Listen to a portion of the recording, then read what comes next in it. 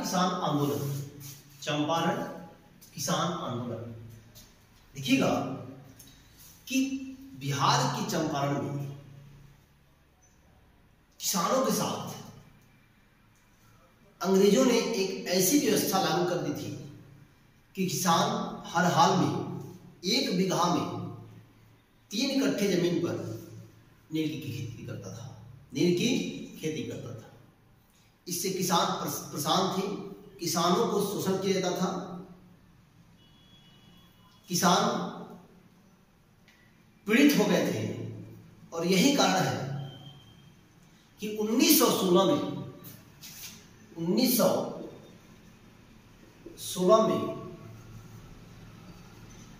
भारतीय राष्ट्रीय कांग्रेस का लखनऊ अधिवेशन होता है। 1916 में भारतीय राष्ट्रीय कांग्रेस का लखनऊ अधिवेशन होता है। लखनऊ अधिवेशन होता है और इस अधिवेशन में बिहार के चंपारण के किसान नेता पंडित राजकुमार शुक्ल पहुंचते हैं। पंडित राजकुमार शुक्ल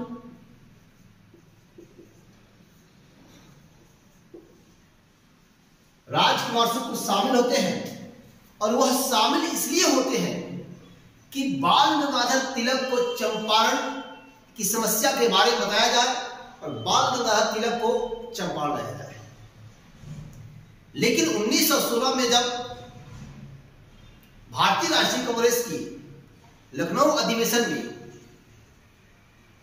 राजकुमार शुक्ल शामिल हुए, वहां पहुंचने के पश्चात स्थिति बदली और 9 जनवरी 1915, थोड़ा सा आगे चलते हैं, 9 जनवरी 1915 को महात्मा गांधी साउथ अफ्रीका से भारत आए थे। भारत आने के पश्चात उन्होंने साउथ अफ्रीका में बहुत बड़े बड़े सत्याग्रह किए और 1916 के अधिवेशन में गांधी जी लखनऊ पहुंचे। 1916 का अधिवेशन में गांधी जी लखनऊ पहुंचे और राजकुमार शुक्ला का मुलाकात गांधी जी से होता है, मोहनदास करमचंद गांधी से होता है और मोहनदास करमचंद गांधी को राजकुमार शुक्ल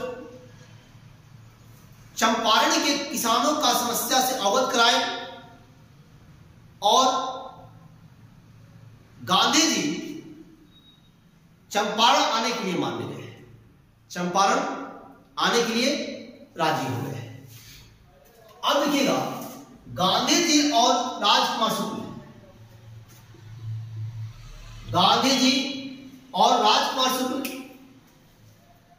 पटना होते हुए लखनऊ, आपको मुजफ्फरपुर पहुंचे, लखनऊ से पटना, पटना से मुजफ्फरपुर में कमिश्नर की अनुमति न मिलने के पश्चात भी गांधी जी चंपारण की धरती पर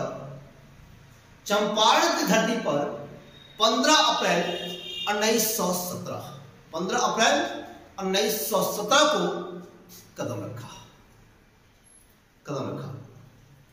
1917 में शुरू होता है चंपारण किसान आंदोलन। देखिएगा 1917 में शुरू होता है चंपारण किसान आंदोलन। और एक चीज याद रखिएगा कि 1917 में जो चंपारण किसान आंदोलन शुरू हुआ वह महात्मा गांधी द्वारा भारत में किया गया पहला सत्याग्रह था। महात्मा गांधी के नेतृत्व में भारत में किया गया पहला सत्याग्रह था, क्योंकि महात्मा गांधी इससे पहले भारत में सत्याग्रह नहीं किए थे, वह साउथ अफ्रीका में किए थे।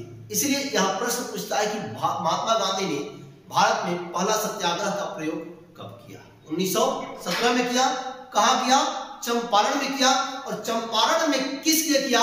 कि चंपारण के किसानों को बीघे में 1 बीघा में 1 बीघा में 3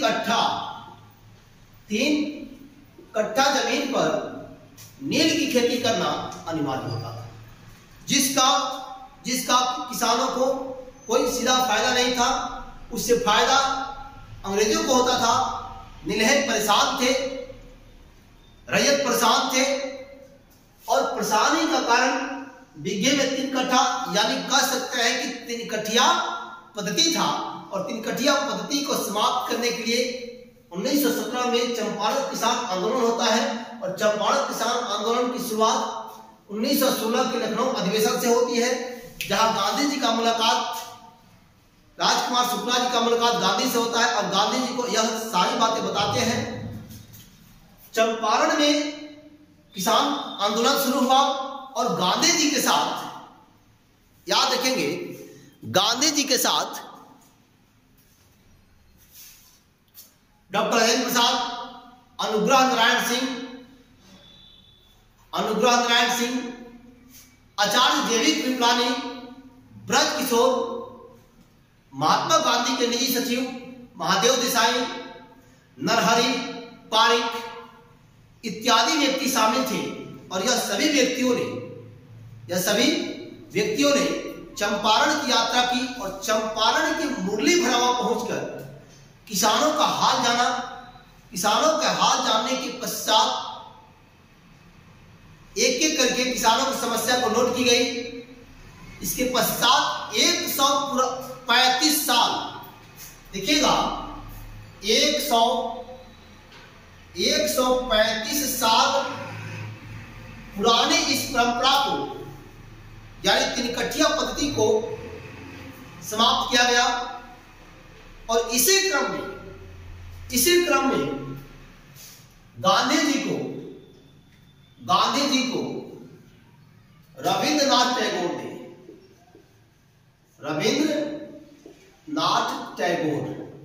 टैगोर ने